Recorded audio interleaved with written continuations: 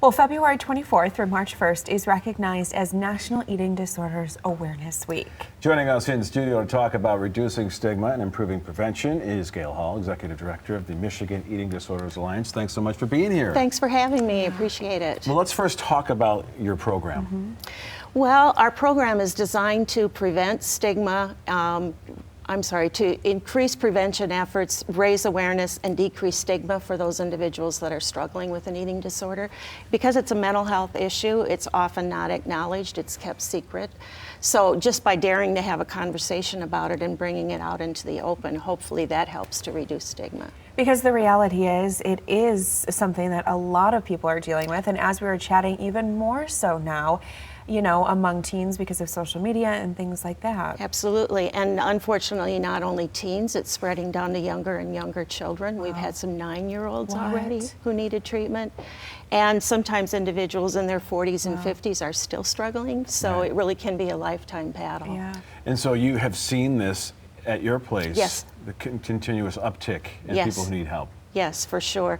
I mean, when I first started doing this work, which has been quite a while now, our average patient was a white teenager. But now this is spread across socioeconomic strata, different races, you know, different cultural backgrounds. Everybody struggles with it. The key central factor, though, is you have to live in a society that really glorifies thinness, and then that has a media that can spread that everywhere. Sure. All right, so let's talk about some things that are happening tonight and tomorrow. Tonight we have an event at the JW Marriott. We are going to be across the street from the Blue Bridge.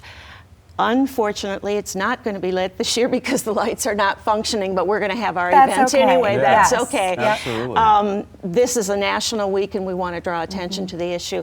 It is for our donors and supporters, but tickets are available even at the door for a suggested donation of $10. Okay. So what kind of things can folks learn if they come to one of these? Well, we're talking about a new initiative that we're really excited about. We think in order to get to the roots of this problem, we have to start talking about it really early in the schools. And you have to find a method that introducing it that interests teenagers. So we are working on a film, and we are working with the filmmakers to edit it down to a 45-minute version so that it can be shown in classrooms.